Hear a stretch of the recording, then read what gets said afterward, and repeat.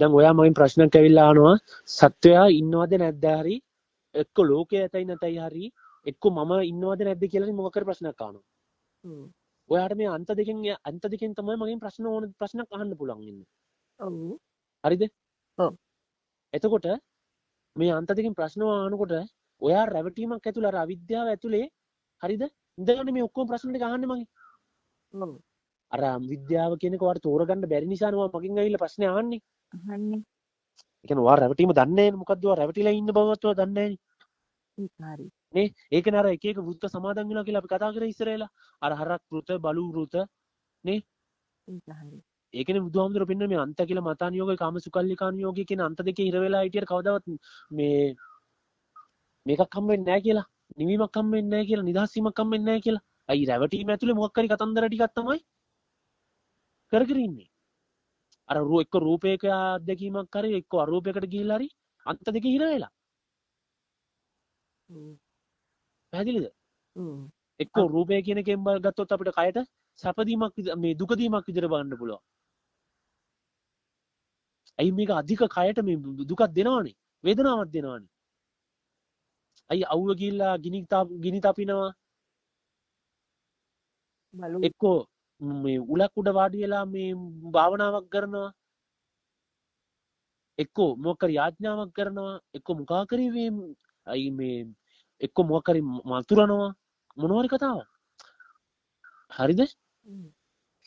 එතකොට නැත්තම් මොකද කරන්නේ? එක්කෝ හිත ඒකාග්‍ර කරලා අර මං කිව්වේ අරූපය කියලා. ඒ අරූපයක හිත පිහිටවලා මනස සම්පූර්ණයෙන්ම අර අරූපයකට ගෙනියලා මොකද කරන්නේ? හිත යටපත් කරලා ඒගොල්ලෝ මේ ඒකෙන් අර සතුටක් වගේ දෙයක් නිදිනවා නේද? එතකොට අරක ප්‍රතික්ෂේප කරලා අර රූපය අත්දැකීම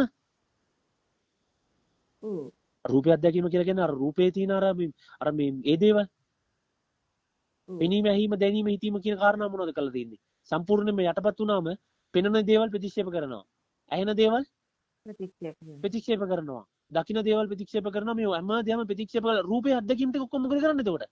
ප්‍රතික්ෂේප කරනවා. එතකොට අත්දැකීමක් බවට පත් වෙලාමනේ රැවටීම එතකොට මේ පටන්ගෙන තියෙන්නේ.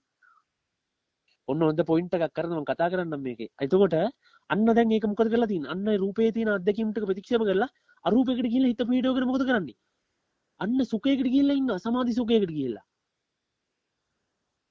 හරිද? ඔව්. එක්ක ධානය අංගයකට ගිහිල්ලා ධාන වඩලා මොකක් කරේ දෙයකට ගිහිල්ලා අන්න හොඳ සුපිරියර් අය කියන හිත යටපත් වෙනවා මාර සුඛයක් තියෙනවානේ. එක්ක දවස් ගණන් මේ ධානයේ සමවැදිලා ඉන්න පුළුවන්. ඒක මාර සැහැල්ලුවක් ඇත්ත. ඔව්. එතකොට ප්‍රීති සුඛ ඒකාග්‍රතාව කියලා කියන්නේ ඒක. එම් කියනවා. එතකොට මේ අන්ත දෙකේ තමයි ඕන දෙයක් කරන්න පුළුවන්. අර රාමුව ඇතුලේ, අවිද්‍යාව ඇතුලේ පෙන්ලා දුන්නා. හරිද? එතකොට දැන් මම පෙන්නන්නම්. එතකොට මොකක්ද දන්නවද? අන්න අර මොකක් කර රුතයක් සමාදන් වෙන්න පුළුවන්. ඒ අවිද්‍යාව ඇතුළේම ඉඳලා. අවිද්‍යාව ඇතුලේ මොකද්ද මේ අවිද්‍යාව ඇතුලේ කියන්නේ? මේ අන්ත දෙකේ ඇතුලේ ඉර වෙලා. මොකද යාලා ඒගොල්ලෝ අර නැත කියන අන්තෙන් තමයි නේද? නැත කියන අන්තෙන්. ඔව් ඇතයි නැතයි කියන අන්ත දෙකේ. අන්ත දෙකේ. ඔව්. එක්ක බලනවා මේ රූපය කියලා කියන්නේ මොකද්ද? කයට වේදනාවක් දෙනවා. එක්ක පෙනීම කියන එක නැති කරන්න හදනවා. අර අපි කතා කරේ. ඔව්. පෙනීම කියලා කියන්නේ මේ රූප අත්දැකීමක්නේ. රූප අත්දැකීමක් කියන්නේ මේ නාම රූප අත්දැකීමක් ඒක. පැහැදිලිද මම මේ කියන එක? ඔව් ඒ නාම රූප අධ්‍යක්ීම ඒක පොඩ්ඩක් විස්තර කරන්න. හරි හරි. එතකොට නාම රූප අත්දැකීමක් පෙනීම කියලා කියන්නේ ඇහිම කියන්නේත් එහෙම. මේ දැනීම කියලා හිතීම කියලා කියන්නේ ස්පර්ශය කියන්නේ නාම රූප අත්දැකීමක්. මම ඔය කතාව කියන්නම් හරිද? එතන එන්න මම ওই පොයින්ට් එකට කොහොමද මේ ස්පර්ශය තුලින් මේ අර තණ්හාව කියන එක පාදානය කියන එක හැදෙන්නේ? අන්න හරි. ඔව් එතනදි තමයි අපි නැවතුනේ. නැවතුනේ. එතනට එන්නම් පොයින්ට් එකට එන්නම් මෙතන කතා කරලා හරිද? එතකොට අන්ත දෙකට හිර වෙලා තමයි මේ හැමදේම එක්ක සාක්ෂාත් කරන්න යන්නේ එක්ක අර මං කිව්වේ රූපයෙන් අරූපයෙන් රූපයටත් දැන් අර භාවනා කරලා ධානාංග වඩලා අර අරූපයකට වෙලා හිත පිටවගෙන සමාධිගත වෙලා ඉන්නකොට දුකක් නැහැ. සැපයක් තියෙනවා. ඔව්. ඒතකොට ධානයෙන් සමවැදිලා එකකින් අයින් වුණාම මොකද වෙන්නේ? ආය රූප අත්දැකීමකට එනවා. ආය අර පෙනීම ඇහිීම දැනීම කියන සිතීම කියන දේවල් එන්නේ නැද්ද? රූප අත්දැකීම. ඔව් දැන් ඒ වගේ දෙයක් කරනකොට අර ඒක ඒ භාවනාවක් හරි සමාධියකට වැටලා ඉන්නකොට ඒක ඒ වෙලාවේදී ඒක සැනසීමක් පස්සේ ආයි ඒකෙන් එළියට එද්දි ඊට පස්සේ ආයි ඒගොල්ලන් දුකටපත් වෙනවනේ නේද? ආයෙ දුකක්. අයි අර පෙනීම ඇහෙන දේවල් ප්‍රතික්ෂේප කරාට ආයෙ රූප අද්දකීම අපිට මොකද ආවට පස්සේ මොකද වෙන්නේ? ඊට පස්සේ ඇයි දැන් ඒකන શબ્දයක් ඇවිච්චම දරා ගන්න බෑ. පෙනීම මොනවාර පේන දේවල් නවත්තන්න හදන්නේ. ලොකු ආයාසයක් යොදන්න ඕනේ. ඊට පස්සේ මම කියන්නේ මේ ආයෙ බාහිරට ඇවිල්ලා රූප අද්දකීමට ඇවිල්ලත් මොකද කරන්නේ? අර හිතෙන එක දැන් අර හිතෙන එක නවත්තන්න හදනවා දැන්. පෙනෙන දේ ගැන හිතනවම ආයෙ මොකද වෙන්නේ? දැන් මට හිතුණානේ ඒකත් ඉර කරන් ඉන්නේ. අන්තෙකින් ඉඳ ඉර කරගෙන ඉන්නේ ඒක කන්ට්‍රෝල් කරගෙන. පැහැදිලිවම මේ කියන එකද? හෙලෝ? ඔව් අන්තයේ කිර වෙලා ඉන්නේ නේ කියන්නේ ඒතකොට නේද? ඔව් ඒ පේන දේ නවත්තන්න යනවා. ඒතකොට ඇහෙන දේ නවත්තන්න යනවා. ඒත් මොකද වෙන්නේ? ආන්න අරූපෙට හිත පිටවලා මේක නිසා අර හැමදේම අර ඇලෙනවා ගැටෙනවා ප්‍රතික්ෂේප කරනවා එක්ක පිළිගන්නවා එක්ක ප්‍රතික්ෂේප කරනවා. අන්ත දෙකේ. ඒතකොට බුදුහාමුදුරුවෝ මේ අන්ත දෙකේ හිටියා. අන්ත දෙක තේරුම් අරගෙන තමයි උන්වහන්සේගේ මොකද වෙන්නේ? අන්ත දෙක තේරුම් අරගත්තා පස්සේ උන්වහන්සේ මොකද කරන්නේ? අන්න ප්‍රඥාවෙන් මේක තේරුම් ගත්ත මොකද්ද මේ ධර්මතාවයක් කියන්නේ? ඒ ධර්මතාවය තමයි මම පෙන්වන්නම් අන්න මොකද්ද? හෙලෝ? ඔව් දන්නේ. අන්න පෙන්නලා දුන්නා මොකද්ද? පටිච්ච සමුප්පාදය. අර එතකොට ඒක තමයි මම ඔයාලට කිව්වේ දැන් ඔයා මගෙන් ඇවිල්ලා ප්‍රශ්න අහනකොට මම උත්තර දෙන්නේ නැහැ ඔයාගේ ප්‍රශ්න වලට. ඇයි මම උත්තර දෙන්නේ නැත්තේ? අන්න ඔය අන්ත දෙකේ තමයි රැවටීම ඇතුලේ තමයි ඔයා ඉන්නේ. සමහරක් ඔයාලට එක එක මතවාද ඇහිලා ඇති. සමහරක් වෙලාවට ඔයා ඒක කරලා ඇති. මොකක් භාවනාවක් කරලා ඇති. එතකොට මේක සොයාගෙන හැමදේම ඔයා කරලා බලලා ඇති. එතකොට මගෙන් ඇවිල්ලා ඔය ප්‍රශ්න කානවා එක්ක මම ඉන්නවද නැද්ද? එක්ක සත්‍යය ඉන්නවද නැද්ද? එක්ක මොකක් හරි ලෝකයේ ඇතයි නැතයිද මොකක් හරි ප්‍රශ්නයක් අහනවා. මේ ලෝකයේ ඇතුලේ රැවටීම ඇතුලේ ඔයා මොකක් හරි ප්‍රශ්නයක් අහනවා. රැවටීම ඇතුලේ කියන්නේ රැවටිලාම ඉන්නේ. ගොඩ දෙනෙක් අහන්නේ මම ඉන්නවද නැද්ද? ඉන්නවද නැද්ද කියලානේ හරි. එතකොට මම මේ ප්‍රශ්න වලට උත්තර දෙන්නේ නැහැ. මොකද මගේ මේක තියෙන්නේ හරිද? මැදුම් පිළිවෙතින් මම දේශනාව කරන්නේ. මැදුම් පිළිවෙතින් දේශනාව කරනවා කියලා කිව්වේ ඒකයි අර අන්ත දෙකට වැටිලා ඒකේ මැදකින් නම් දේශනාව කරනවා නෙමෙයි. මැදුම් පිළිවෙත කියලා කියන්නේ. තේරුණාද? මැදුම් පිළිවෙතින් මම මැදට වෙලා දේශනාව කරොත් මොකද වෙන්නේ? ආයේ අන්ත දෙකක් ආයේ ආව වෙනවනේ. අන්ත දෙකට ආව වෙනවනේ. ඔව්නේ. එතකොට මේ මැදුම් පිළිවෙත කියලා කියන්නේ මොකද්ද මම මැදුම් පිළිවෙත විදිහට පෙන්වන්න මං වාට. ඔයා දැන් මේ ආපු ප්‍රශ්නට ඔයා ඇත්තටම නොදන්නා කෙනෙක්නේ. ඔයාගේ රැවටීමක් ගැන දන්නේ නැති නිසානේ ඔයා මේකෙන් නිදහසෙන්න මම ප්‍රශ්නක් ඇවිල්ලා අහන්නේ. ඔව්. ඒකනේ සාමාන්‍ය මේ මිනිස්සුන්ට ඇත්තටම දුකයි නම් එයා මොකක් කර දෙයක් කායින් හරි අහලා දැනගන්න බෑ මොකද්ද මේ කරන්නේ කොහොමද මම නිදහස් වෙන්නේ කියලා ඒකාරි මේ දුකෙන් නිදහස් වෙන්න කියලා ඒක සාමාන්‍ය මිනිස්සෙක් අහන ප්‍රශ්නයක් නේ ඔව් සාමාන්‍යයෙන් අහන ප්‍රශ්නයක් විදියට එතකොට මම ඇවිල්ලා ඔයාගේ ප්‍රශ්නට උත්තර දෙන්නේ නැහැ මොකද්ද මගේ ඇයි මම උත්තර දෙන්නේ නැත්තේ ඔයා නැවත අහනවා මගෙන් මේ ප්‍රශ්නේම ඔව් එයි ඔබ මගෙන් ඇයි ප්‍රශ්නට උත්තර දෙන්නේ නැත්තේ මං ඊට පස්සේ ඔයාලට උත්තර දෙන්නේ කොහොමද දන්නවද? අන්න මැදුම් පිළිවෙතට ඇවිල්ලා. මම ඔයාලට උත්තර දුන්නා නම් ඔයාගේ ප්‍රශ්නේ විදියටම එක්කෝ දැන් ලෝකේ මම ඉන්නවද නැද්ද හරි ඒ අන්ත දෙකට ගිහලා මම උත්තර දුන්නොත් දැන් මං කියන ඔයා නෑ කියලා. මොකද වෙන්නේ? ඔයා කියලා කෙනෙක් නෑ.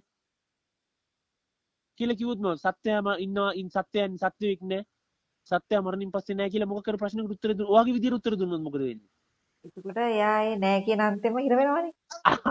ආයෙත් අර මොකද වෙලා තින්නේ අන්ත දෙකේ නේද ආයෙ මම ඉර වෙලා රැවටි මෙන්න ඔයාට කවදාවත් නිවීමක් හම් වෙනවද නැහැ එතකොට හම්බ වෙන්නේ නැහැ එතකොට එයා නෑ කිව්වොත් නේද ඔයාට මම පාප මිත්‍රයෙක් මම අර මම ධර්ම කියන්නේ ඇත්තටම මම ඔයාට නිවීමක් වා හම් වෙනවනේ මම ඔයාට ඒක මේ ඒ කියන්නේ මම කල්යාණ මිත්‍රෙක් වෙන්න බෑ ඔව් අනිවාර්යෙන් නේ ඔව් ඔයා නොදන්නා කම නිසා ඔයාගේ අර දුක් ඒ කියන්නේ දුකට ඔයා හේතුවක් ඒ කියන්නේ දුකට කොහොමද මම දුකෙන් නිදහස් වෙන්නේ කියලා එහෙම මේකකින් ඔයා මගෙන් ප්‍රශ්න අහන්නේ ඔව් ඒක හරි එතකොට දැන් මම පාප මිත්‍රයෙක් විදියට මම මේ ධර්මය හරියට තේරුම් නොගෙන මම උත්තර දුන්නොත් මොකද වෙන්නේ? ඔයා දැන් මමෙක් නෑ කියලා කිව්වොත් මොකද වෙන්නේ? අම්මට සිර ඔයා ගිහිල්ලා ලෝකයක් ඇතුලේ ගිහිල්ලා මිනි මරාගෙන ඈ ඕන්න අර කරන්න තියෙන හැම ජාජරාවක් වැඩක්ම කරගෙන මොකද කරන්නේ? ජීවත් වෙයි. ඒතර කියන්න පුළුවන් මම නෑ. මමෙක් නෑ මොක සත්වෙක් නෑ අරකෙක් නෑ මේකෙක් නෑ කියලා කියන්න පුළුවන් නේ. ඒතර මේ බුදුහාමුදුරුවෝ ඕකද පෙන්වලා දුන්නේ. බුදුහාමුදුරුවෝ ඒක නෙමෙයිනේ ඉතින් කියන්නේ ඇත්තටම. ඒක නෙමෙයි පෙන්වලා දුන්නේ. අන්න ඒකයි බුදුහාමුදුරන්ට තිබ්බා අන්න අර අන්ත දෙකට වැටලා ඔය වගේ උත්තර දෙන්න. හැබැයි ඒකයි කිව්වේ බුදුහාමුදුරුවෝ මේ මෙතුම් පිළිතින් මෙතුම් පිළිතින් ධර්මයේ දේශනා කළා කිය. ධර්මයේ දේශනා කරනවා කියලා පෙන්වන්නේ මොකද්ද? අන්න පටිච්චසමුපාදය. යෝ ධම්මං පස්සති සෝ මං පස්සති. සෝ මං පස්සති යෝ ධම්මං පස්සති. යමෙක් ධර්මයේ දකීද? ඔව් මා දකිනවා. ඔව් මා දකීද? ඔව් ධර්මයේ දකින්න කියලා කිව්වා. ධර්මයේ විදිහට පෙන්වන්නේ මොකද්ද? හෙලෝ ඒ පටිච්චසමුපාදේ නේ. පටිච්චසමුපාදය. අන්න දැන් පටිච්චසමුපාද විවරණය තුල දැන් ඔයාට නිවීම නොනි නිදහස් වීමක් නොනි. අන්න දැන් මම උත්තර ප්‍රශ්න ඔයාගේ ප්‍රශ්නෙට ආපු ප්‍රශ්නෙට උත්තර දෙනවා. කොහොමද උත්තර දෙන්නේ? පෙන්නනවා. ලෝකය පෙන්නනවා. ලෝක සමුදය පෙන්නනවා පටිච්චසමුපාදය තුලින්. ලෝක සමුදය පෙන්නනවා පටිච්චසමුපාදය තුලින්. අන්න අවිජ්ජා පත්‍ය සංඛාරා. සංඛාර පත්‍ය විඥාන. විඥාන පත්‍ය නාම රූප. නාම රූප පත්‍ය සලආයතන. සලආයතන පත්‍ය පස්ස. පස්ස පත්‍ය වේදනා. වේදනා පත්‍ය තණ්හා. තණ්හා පත්‍ය උපාදාන. උපාදාන පත්‍ය භව. භව පත්‍ය ජාති ජරා ව්‍යාධි මරණ. මරණ ශෝක පරිදේව දුක්ඛ දෝමනස්ස උපායාස සම්භවಂತಿ කියලානේ කියන්නේ. අන්න එතකොට දැන් මම පෙන්නන්න මෙන්න මේ ඔය ඔක්කොම කතන්දර ටික ලෝක සමුදය කියලා පෙන්නන්නේ මම. මොකක් විදියටද? ලෝක සමුදය. ලෝක සමුදය විදියට පෙන්නන්නේ. මොකද්ද ලෝක සමුදය කියලා කියන්නේ? අන්න අවිද්‍යාව තුලයි මේ රන් වෙන්නේ මේ ඔක්කොම කතන්දර ටික. එහෙනම් අවිද්‍යාව ඇතුලේ මේ අවිද්‍යාව කියලා කියන්නේ මේ අන්ත දෙකක් නේ. රැවටීමක් කියන එක මෙන්නන්නේ මේ අන්ත දෙකෙන් බුදුහාමුදුරුවෝ අවිද්‍යාව විදියට පෙන්නන්නේ.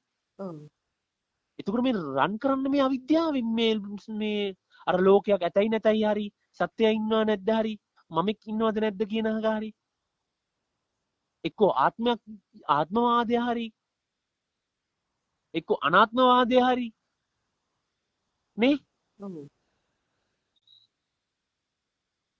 එතකොට මේ ඔක්කොම පෙන්වන්නේ අවිද්‍යාව ඇතුලේ මම ඔයාට පෙන්වන්නේ.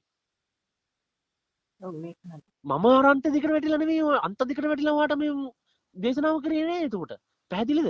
අවිද්‍යාව ඇතුලේ පෙන්වන්නේ මම ඔයාට ඔයා කියපු જાතිය හරි දැන් ඉපදීම හරි මරණය හරි හරිද? දැන් ඔයා ලෝකය හරි මේ ලෝකය ඇතයි නැතයි දහන්නේ හරි මරණය ඇතයිද නැතයිද හරි ඉපදීම ඇතයි නැතයිද හරි මොකක් හරි දෙයක් අහන්නේ අර ජාතිය ජරාව මරණය ඒක ඇතුලේ දාන්නේ. ඔව් ඒක ඇතුලේ දන්නේ අහන්නේ ඕන මිස්ටේක් නේද කියන්නේ. ආන් රයිට්. එතකොට මම පෙන්වන්න කොතනද එතකොට වාඩි එතන? අවිද්‍යාව ඇතුලේ පෙන්වන්නේ ඔය ඔක්කොම.